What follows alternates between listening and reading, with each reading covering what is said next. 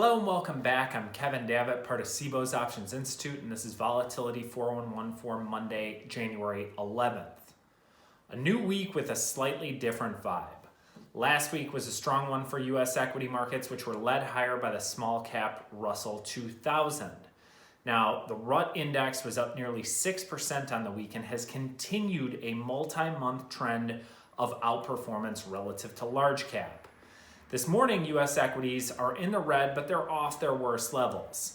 The S&P 500 is down about 0.4%.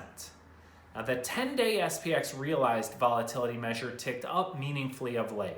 At the end of last year, short-term realized vol levels fell below 7%. They are currently measuring right around 12.5%.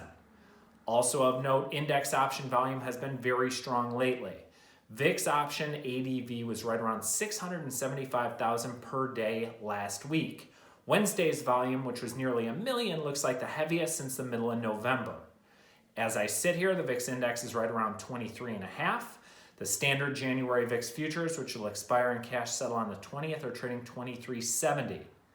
Feb VIX futures are trading around 25.60, so the month one, month two spread is around $1.85, and that's narrowed slightly from Friday's settle.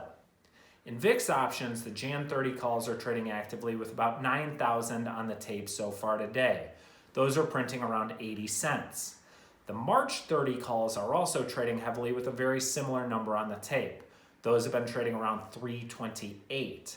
Now, perhaps someone is rolling or spreading upside in VIX options.